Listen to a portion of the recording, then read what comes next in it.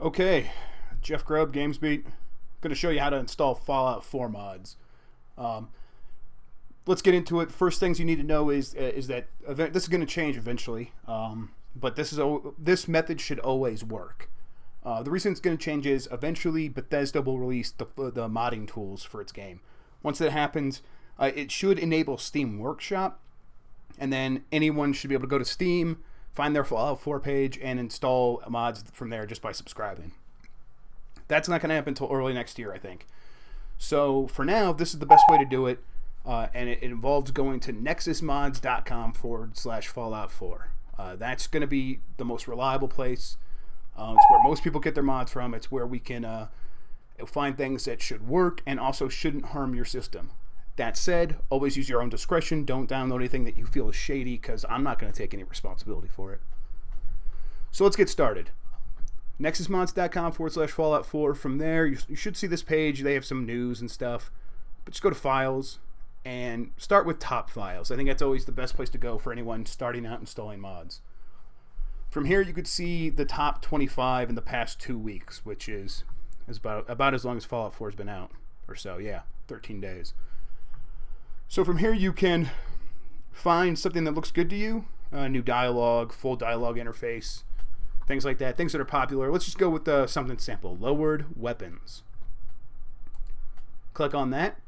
So now we're in this interface right here, and the best way to do this is to go to Files, this tab right here next to Description, and you can go with the Download with Manager. You'll need to sign up for a Nexus Mods account and stuff like that, and all that works fine. But I think it's a bit bloated. It's not my favorite way of doing things. So I just go download manually. And this is always going to work. And this will work on other sites as well. So if you do find mods from like startup developers, this is a way that will install those mods as well, and you won't have to rely on Nexus Mods' manager. That's a hard thing to say. Nexus Mods' manager. All right. So I've already installed lower weapons. So I'm not going to do it again. But what I would suggest you do is create a Fallout 4 mods folder to keep everything organized. You don't want to install it right into your Fallout 4 file. You don't want to have it just... you can put it on your desktop if you want. I always find that too distracting. But so we have here my list of mods I've already downloaded, and here is the lowered weapons one. What you want to do is extract it, but don't just extract it here. Don't just hit extract files. Extract to lowered weapons. This will create a new file... a new folder that contains the very specific things for this mod. The reason you want to do that is if you just extract everything here, it'll all get bunched together. Some files might replace other files. It'll just become very disorganized very quickly. So once you have lowered weapons extracted into its own folder, all you need to do is copy meshes. You can go in here and highlight this and create the meshes folder if you want, but don't do that. Just do this instead. Copy meshes, and then you're going to need to find your Fallout 4 install location. For me, that's on my D drive. For most of you, it's going to be right here. C drive, program files, Steam apps, common, and it'll be right in here. And I've got a bunch of stuff installed on my C drive that I didn't know about. No wonder I have no room left on my C drive. Okay, but for me, it is on D drive, Steam library, Steam apps, common, Fallout 4. So from here, don't just throw meshes into this file. Instead, you need to go to data. And you probably won't see meshes. This probably won't be here. Instead, it'll be just strings, video, and a list of this shit. So what you want to do is you just paste meshes into here. I'm not going to replace anything because it's already here. If there is something there though already and it's asking you to replace it, you probably have other mods. Just go ahead and hit replace because you're trying to install something new on top of that stuff, and it should keep all the old files that you still need. So now you have this, and it's got the actors and it's got the various animations in here, but we're not done yet. Now in Skyrim, other games, we would have been done. But with Fallout 4, you need to do one more thing. And that is you need to change the INI file. So you're probably going to find this in Documents, My Games, Fallout 4. So it's just this PC, and oh god, look at that. Look how full that is. I need to do something about that. All right, documents, my games, Fallout 4. And then you just right click on fallout4.ini and hit edit. Pop that over there. And what you want to do from here is, and let's see, you can get the instructions in most of the readme.txts, but I'll just run you through the very specific things you need to know.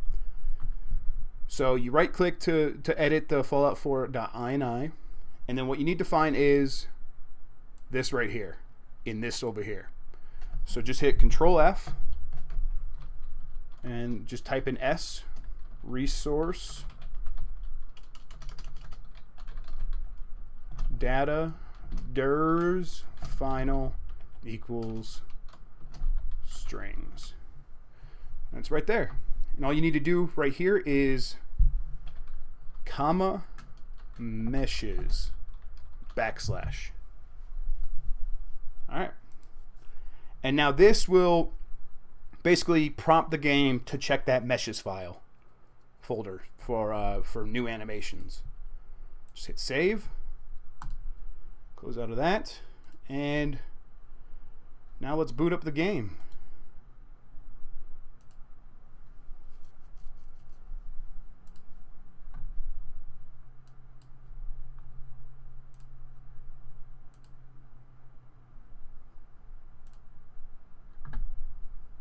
Okay, so now we're in the game. Booted up. I now have a weapon that will rest instead of just sticking out. So normally it's like, well, it's not going to do what it normally does. Most of the time it'll stick out kind of like this, but now when I'm not aiming, it sort of rests across my chest in a much more realistic way. And that's just one of the mods. And basically, if you follow this process, for each kind of mod you want to install, it should work no problem. The only thing, you might have to add a new INI edit for any new folder you add. So you saw in our Fallout 4 folder we had meshes and strings.